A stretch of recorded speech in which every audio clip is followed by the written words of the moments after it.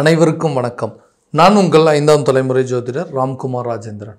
நம்ம இன்னைக்கு பார்க்க போகிற தலைப்பு மீன ராசி அன்பர்களுக்கு உங்களுடைய ராசிக்கு 6ஆம் இடத்திற்கு பயிற்சியாகவிருக்கும் செவ்வாய் பகவானுடைய பயிற்சி. இதுவரைக்கும் 5ஆம் இடத்துல கடக ராசியில் நீச்சம் பெற்றிருந்த செவ்வாய் பகவான் உங்களுடைய ராசிக்கு 6ஆம் இடமான சிம்ம ராசிக்கு பயிற்சி அடைகிறாருங்க. இந்த உங்களுடைய ராசிக்கு 2 மற்றும் 9ஆம் இடத்திற்கான அதிபதி இந்த செவ்வாய் பகவான். ஸோ இந்த செவ்வாய் ஒருவருக்கு தைரியத்தையும் வீரியத்தையும் தன்னம்பிக்கை மற்றும் மன உறுதியை கொடுக்கக்கூடிய கிரகம் இந்த செவ்வாய் பகவான். இந்த செவ்வாய் பகவானுடைய பெயர்ச்சி அப்படின்னு பார்த்தீங்கன்னா ஜூன் மாதம் 7ஆம் தேதி முதல் ஜூலை மாதம் 28ஆம் தேதி வரை சிம்ம ராசியில் நடைபெறவிருக்கு.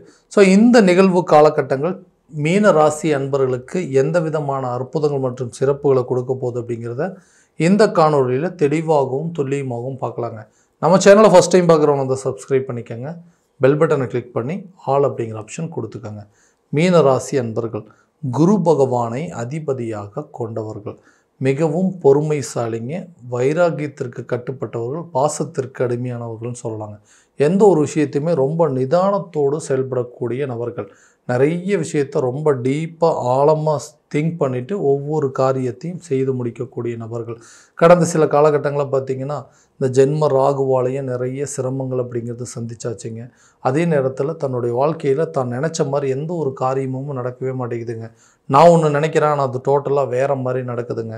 ஒரு புதுசாக ஒரு வேலையில் இருக்கிறவங்க கூட தான் வேலை பார்த்துட்டு இருந்ததை விட்டுட்டு அடுத்த வேலைக்கான முயற்சிகள் எடுக்கும்போது அந்த முயற்சிகள் சரியான நேரத்தில் கை கொடுக்கல. நிறைய இன்டர்வியூஸ் அட்டன் பண்ணிட்டேங்க, நிறைய இடத்துல ஏறி இறங்கியாச்சு, நிறைய கம்பெனிக்கு போயிட்டு வந்தாச்சுங்க. எல்லாருமே ஓகே, நீங்கள் நல்லா பர்ஃபார்ம் பண்ணியிருக்கீங்க, கண்டிப்பாக உங்களை நாங்கள் கால் பண்ணுறோம் அப்படின்னு சொல்கிறாங்க. ஆனால் எந்த ஒரு பதிலுமே கிடைக்க மாட்டேங்குது. ஒரு வேலையில் இருக்கிறவங்க அந்த வேலையை ரிசைன் பண்ணிவிட்டு வேறு ஒரு வேலைக்கு சேர்ந்தோம் அப்படின்னா அதில் சில சேலரி இன்க்ரிமெண்ட்லாம் கிடைக்கும், தன்னுடைய வாழ்வாதாரம் அப்படிங்கிறது மேம்படும், அதுக்கு உண்டான முயற்சிகள் அப்படிங்கிறது பண்ணுறோம், அதுவுமே சரியான விதத்தில் அமையல. கவர்மெண்ட் எக்ஸாம் நிறைய எழுதிட்டுருக்கேங்க, அட்லீஸ்ட் எப்படியாவது ஒரு கவர்மெண்ட் ஜாப் வந்து ஒன்று ட்ரை பண்ணி வாங்கிடணும் அப்படின்னு பண்ணுறேன். இதெல்லாம் வந்து எனக்கு சரியான விதத்தில் எதுவுமே அமைய மாட்டேங்குதுன்னு யோசிக்கிறவங்களுக்கு இந்த காலகட்டங்கள் அதுக்கு உண்டான முயற்சிகள் கண்டிப்பாக உங்களுக்கு ஒரு உறுதுணையாக இருக்க போகுதுங்க. புதுசாக வேலை தேடுறவங்களுக்கு புதிய வேலை கிடைக்குங்க. அரசு சம்மந்தப்பட்ட அனுகூலங்கள், அதாவது அதுக்கு உண்டான முயற்சிகள் பண்ணுறவங்களுக்கு இது ஒரு சாதகமான சூழலாக இருக்க போது. ஒரு இடத்துல கம்பெனிலேருந்து இன்னொரு கம்பெனிக்கு மாற்றம் பண்ணோம்னா கண்டிப்பாக சேலரி இன்க்ரிமெண்ட் ஏற்படும். அப்படின்னா இந்த காலகட்டங்களில் உங்களுக்கு ஆல்மோஸ்ட் ஒரு 50-51 நாட்கள் இருக்க போது இந்த டைமில் நீங்கள் அதுக்குண்டான முயற்சிகள் பண்ணிங்கன்னா புதுசாக வேலை கிடைப்பதில் ஒரு கம்பெனிலேருந்து இன்னொரு இடத்துக்கு மாறுறதுக்கோ அல்லது டிரான்ஸ்ஃபர் சம்மந்தப்பட்ட யோகமோ, வெளியூர் அல்லது வெளிநாடு சம்மந்தப்பட்ட வாய்ப்புகள் அப்படிங்கிறது கிடைப்பதற்கான சூழல் அப்படிங்கிறது நிச்சயமாக இருக்க போதுங்க. அதே நேரத்தில் இது வரைக்கும் வந்து நாம் பார்த்துட்டு இருந்த ஒரு தொழில், நம்ம பண்ணிகிட்டு இருந்த ஒரு பிஸ்னஸில் லாபகரமான சூழல் அப்படிங்கிறது எதுவுமே இல்லைங்க. நான் ஆரம்பித்த காலத்தில் ஒரு நல்ல விதமாக ஓஹோன்னு போயிட்டு இருந்தது. ஒரு பார்ட்னர்ஷிப்பாக ஆரம்பிச்சிடணும், திடீர்னு என்ன நடந்ததுன்னு தெரியல, பார்ட்னர்ஷிப் அப்படிங்கிறது உடஞ்சிருச்சுங்க. கூட இருந்த கூட்டாளிகள் நம்மளை ஏமாத்துற மாதிரி சில சூழ்நிலைகள் அப்படிங்கிறது இருந்துச்சு. பார்ட்னர்ஷிப் வேண்டாங்க, சொந்தமாக ஏற்படுத்தலாம் அப்படின்னு சொல்லி சொந்தமாக ஆரம்பித்தேன். எல்லாமே நல்லா தான் போயிட்டு இருந்தது. திடீர்னு ஒரு தடுமாற்றங்கள் இருந்தபடி பிஸ்னஸில் ஒரு மிகப்பெரிய லாஸ் வரத்துக்கான சூழல் அப்படிங்கிறது ஏற்பட்டுச்சு. தொழில் தேவையில்லாத முடக்கிருச்சுங்க. கிணத்துல போட்ட கல் மாதிரி அப்படியே பிஸ்னஸ் தேங்கி நிற்கிது. ஸோ இந்த நிலையிலேருந்து வெளியே வரத்துக்கு நிறைய முயற்சிகள் பண்ணி அது மூலமாக கடன்கள் அப்படிங்கிறத வாங்கி அந்த கடனுக்கு இன்றைக்கி தேவையில்லாமல் வட்டி கட்டக்கூடிய நிலைக்கு வந்துட்டேங்க. கடன் இல்லாமல் வாழணும் அப்படின்னா கண்டிப்பாக இந்த பிஸ்னஸ் நல்லபடியாக நான் ரன் பண்ணணும். ஸோ அதுக்குண்டான சாதகமான சூழலை ஏற்படவே மாட்டேங்குதுன்னா நிச்சயமாக ஏற்படுங்க. எதிரிகள் உங்களை விட்டு விலகுவாங்க. யாரெல்லாம் உங்களுக்கு வந்து தொழிலில் தேவையில்லாத தடைகள் கொடுத்துட்டு இருந்தாங்க, எதிர்ப்புகளாக இருந்து கூட இருந்த பார்ட்னர்ஸ் எல்லாமே உங்களுக்கு துரோகம் பண்ணிட்டு இருந்தாங்களா, அவங்களாம் உங்களை விட்டு விலகக்கூடிய காலகட்டமாக இருக்க போது உங்கள் தொழிலை நீங்களே நிலைநாட்டக்கூடிய அளவுக்கு சில சூழ்நிலைகள், அதில் ஒரு நல்ல லாபகரமான சூழல், அதில் சம்பாதிச்சு அந்த கடனை அடைப்பதற்கான நிலைகள் அப்படிங்கிறது ஏற்படுங்க. ஒரு இடத்துலேருந்து இன்னொரு இடத்துக்கு பிஸ்னஸை மாற்றுறதுக்கான நிலைகளும், அந்த இடத்துலேருந்து மறுபடியும் வேற ஒரு இடத்துக்கு மாற்றுறதுக்கான சூழல் அப்படிங்கிறதுலாம் கண்டிப்பாக ஏற்படும். ஸோ தொழில் மாற்றம் அப்படிங்கிறது ஏற்படுங்க. அதில் ஒரு நல்ல ஒரு முன்னேற்றம் அப்படிங்கிறது இருக்கும். இது வரைக்கும் கொடுக்கல் வாங்கலில் இருந்து வந்த பிரச்சனைகள் அப்படிங்கிறது படிப்படியாக நீங்கும். ஏதாவது ஒரு விதத்தில் உங்களுடைய பண தேவைகள் அப்படிங்கிறது பூர்த்தி அடையும். எதிர்பார்த்த இடத்துல இந்த தொகைகள் உங்கள் கைக்கு வருங்க. நீங்கள் கொடுக்க வேண்டிய இடத்துல கரெக்டான நேரத்தில் கொடுப்பீங்க. அந்த வரவேண்டிய தொகைகள் உங்களுக்கு இந்த நேரத்தில் நல்ல ஒரு பலன் அப்படிங்கிறது கொடுக்கும். எதிர்பார்த்த நேரத்தில் கிடைக்கக்கூடிய பண விஷயங்கள், பண உதவிகள் அப்படிங்கிறது இந்த நேரத்தில் நல்லபடியாக இருக்குங்க. யாரெல்லாம் உங்களை வந்து ஏமாத்துறாங்களோ அவங்களாம் உங்களை விட்டுட்டு போகிற அளவுக்கு சில சூழ்நிலைகள் அப்படிங்கிறது நிச்சயமாக இருக்குங்க. ஸோ தொழிலையும் சரி உங்களுடைய வேலை ரீதியாகவும் சரி நல்ல முன்னேற்ற பாதையை நோக்கி செல்லக்கூடிய ஒரு காலகட்டமாக இருக்க போதுங்க.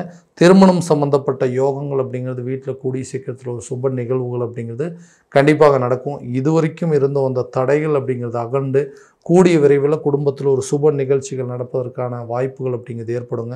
ரொம்ப நாள் இருந்த அந்த திருமண தடைகள் அகலும்.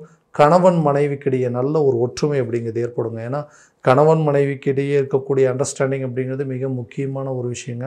எதுக்கெடுத்தாலும் சண்டை போட்டுட்ருக்கோம். வெளியே தான் நிறைய பிரச்சனையை சந்திக்கிறோம் அப்படின்னா வீடு தேடி வந்தால் வீட்டில் அதுக்கு மேலே நிறைய பிரச்சனைகள். ஒரு இடத்துல நிம்மதியாக உட்காந்து சாப்பிட்டே ரொம்ப நாள் ஆச்சுங்க. கணவன் மனைவிக்குள்ளே நல்லா சிரித்து மகிழ்ச்சியாக பேசி ரொம்ப வருஷம் ஆகுதுங்க. அந்த மாதிரி நிலைகளில் போயிட்டுருக்கு. ஸோ இந்த பிரச்சனைகள் எப்போ தான் தீரும்? நாங்கள் 2 பேரும் நல்லபடியாக பழைய நிலைக்கே மாற முடியாதா அப்படின்னு யோசிச்சிங்கன்னா கண்டிப்பாக கணவன் மனைவிக்கிடையே இருக்கக்கூடிய பிரிவினைகள் அப்படிங்கிறது கூடிய விரைவில் ஒற்றுமையாக போதுங்க. 2 பேருக்கு இருக்கக்கூடிய மிஸ் அண்டர்ஸ்டாண்டிங் அப்படிங்கிறது தீரும். கணவன் மனைவிக்கிடையே நல்ல ஒரு ஒற்றுமை, குடும்பத்தில் நல்ல ஒரு மேன்மை அப்படிங்கிறது ஏற்படுங்க. குடும்பத்துக்கு தேவையான பொருட்கள் அனைத்தையும் வாங்கி போட்டு மகிழக்கூடிய ஒரு காலகட்டமாக இருக்க போது சண்டை சச்சரவுகள் தீர்ந்து நல்ல ஒரு ஒற்றுமை அப்படிங்கிறது ஏற்படுங்க. நீண்ட நாட்களாக குழந்தை இல்லாத தம்பதியினருக்கு குழந்தை பாக்கியம் அப்படிங்கிறது ஏற்படுங்க. ரொம்ப வருஷமாக குழந்தை பாக்கியம் இல்லை, பார்க்காத வைத்தியம் இல்லை, போகாத கோயிலுக்கு இல்லைங்க, எந்த ஒரு முன்னேற்றமும் இல்லை. இந்த மாதிரி பிரச்சனைகளுக்கு கண்டிப்பாக ஒரு அளவுக்கு தீர்வுகள் அப்படிங்கிறது கிடைக்குங்க. மருத்துவ ரீதியாக நீங்கள் எடுக்கக்கூடிய மருத்துவ முயற்சிகளும் நல்ல ஒரு பலன் அப்படிங்கிறது இருக்குங்க. இந்த ஐவிஎஃப் சம்மந்தப்பட்ட செயற்கை கருத்தரிப்பு சம்மந்தப்பட்ட விஷயங்களுக்கு எடுக்கக்கூடிய சில மருத்துவ முயற்சிகள் கூட இந்த காலகட்டங்களில் நல்ல ஒரு பலன் அப்படிங்கிறது இருக்குங்க. அடுத்ததாக இந்த வீடு கட்டக்கூடிய யோகம், ஒரு புதிய வண்டி வாகனங்கள் வாங்குவதற்கான சேர்க்கை அப்படிங்கிறதெல்லாம் கட்டாயமாக இருக்க போகுது. ரொம்ப நாளாக எதிர்பார்த்துட்ருக்கோங்க. ஒரு வீட்டுக்கு தேவையான சில பொருட்கள் வாங்கணும், ஒரு வண்டி வாகனம் வாங்கணுங்க, சொந்தமாக ஒரு வீடு கட்டணும். எத்தனை நாள் தான் வாழ்க்கையே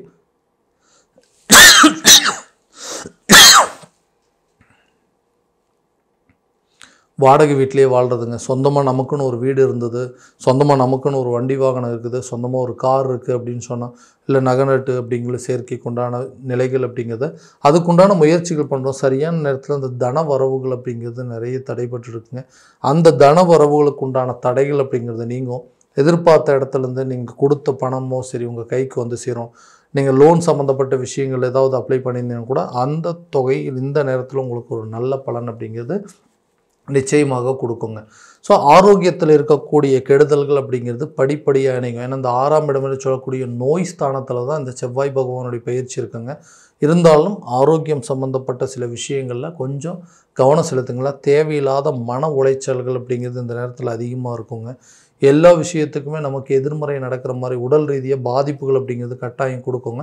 ஆரோக்கியத்தில் கண்டிப்பாக நல்ல கவனம் அப்படிங்கிறது செலுத்துங்க. இது வரைக்குமே ஜென்மஸ்தானத்தில் இருந்து வந்த ராகு அப்படிங்கிறவர் விலகிட்டாருங்க. இதனால் ஆரோக்கியத்தில் இருக்கக்கூடிய பாதிப்புகள் குறையும். இருந்தாலும் ஆரோக்கியத்தில் கொஞ்சம் கவனமாக இருந்தீங்க அப்படின்னா பழைய பிரச்சனைகளுக்கு உண்டான தீர்வுகள் இந்த நேரத்தில் கிடைக்கும். புதுசாக எந்த ஒரு பாதிப்பும் இல்லாத அளவுக்கு அதற்குண்டான முன்னெச்சரிக்கை நடவடிக்கையெல்லாம் கரெக்டாக எடுத்துக்கோங்க. அந்த டைமில் இந்த ஆரோக்கியம் சம்மந்தப்பட்ட பாதிப்புகள் அப்படிங்கிறது உங்களை விட்டு விலகும். கல்வியில் நல்ல ஒரு முன்னேற்றம் இருக்கும். கல்வி சம்மந்தப்பட்ட அனுகூலங்கள் அப்படிங்கிறது நிச்சயமாக நல்லபடியாக இருக்குங்க. ஒரு டிகிரி முடித்தவங்க 2வது டிகிரி படிக்கிறதுக்கோ, ஒரு இடத்துல இருந்து இன்னொரு வெளியூருக்கோ அல்லது வெளிநாடு சென்று படிப்பதற்கான சூழல் அப்படிங்கிறது கட்டாயமாக ஏற்பட போதுங்க. கல்வியில் நல்ல ஒரு முன்னேற்றம். இது வரைக்கும் இருந்த வந்த மந்த நிலைகள் அப்படிங்கிறது அகலும். ஞாபக மறதி அப்படிங்கிறது குறைஞ்சி கல்வியில் நல்ல ஒரு முன்னேற்ற பாதையை நோக்கி செல்லக்கூடிய ஒரு காலகட்டமாக இருக்க போகுது. ஏன்னா 2ஆம் இடத்திற்கு சம்மந்தப்பட்ட இந்த கிரகங்கள் 6ஆம் இடத்துல இருக்கும்போது இது வரைக்கும் கல்வியில் இருந்த வந்த தடைகள் அப்படிங்கிறது அகலுங்க. நீங்கள் எதிர்பார்த்தபடி இந்த நேரத்தில் நல்ல ஒரு ரிசல்ட் அப்படிங்கிறது உங்களுக்கு கிடைக்கக்கூடிய ஒரு காலகட்டமாக இருக்க போகுது. கடனை கண்டிப்பாக அடைப்பீங்க. அந்த கடனை அடைப்பதற்கு பழைய கடனை அடைப்பதற்கு புதுசாக சில வாய்ப்புகள் அப்படிங்கிறது உங்களுக்கு உருவாகும். ஏதாவது ஒரு ப்ராப்பர்ட்டி, ஏதாவது ஒரு அசட்டை நீங்கள் விற்றுட்டு அந்த கடனை அடைச்சி அதுலேருந்து வெளியே வரதுக்கான சூழல் அப்படிங்கிறது நிச்சயமாக ஏற்படக்கூடிய ஒரு காலகட்டமாக இருக்க போது இந்த மீனராசி அன்பர்களுக்கு வரக்கூடிய செவ்வாய் பகவானுடைய பயிற்சி. ஸோ இது வரைக்கும் நம்ம பார்த்ததெல்லாம் கோச்சார ரீதியான பலன்கள் மட்டும்தான். இந்த பலன்கள் அனைத்து உங்களுக்கு நடக்குமானா உங்களுடைய ஜனன ஜாதகத்தை முறையான விதத்தில் தெரிஞ்சுக்கிட்டு அதற்குண்டானபடி ஒவ்வொரு முயற்சிகள் எடுக்கும்போது திசா புத்திகள் எப்படி இருக்குதுன்னு தெரிஞ்சு அதற்குண்டானபடி பிளான் பண்ணிங்கன்னா பெட்டராக உங்களுக்கு ஒரு நல்ல பலன்கள் அப்படிங்கிறது உங்களுக்கு கிடைக்குங்க. ஸோ உங்களுடைய ஜாதகத்தை எங்கிட்ட பார்க்கணும் அப்படின்னு விருப்பப்பட்டீங்கன்னா கீழே தெரிகிற நம்பருக்கு கான்டாக்ட் பண்ணி அப்பாயின்மெண்ட் ஃபிக்ஸ் பண்ணிக்கோங்க. அப்படி இல்லையா ஜாதகத்தை வாட்ஸ்அப் மூலமாக அனுப்பிச்சி வச்சிங்க அப்படின்னா தெளிவான முறையில் கணிச்சு துல்லியமான பலன்கள் அப்படிங்கிறது உங்களுக்கு தெரியப்படுத்தப்படுங்க. மீண்டும் அடுத்த காணொளியில் உங்களை சந்திக்கும் வரை உங்களிடமிருந்து விடைபெறுவது உங்கள் ராம்குமார் ராஜேந்திரன். நன்றி.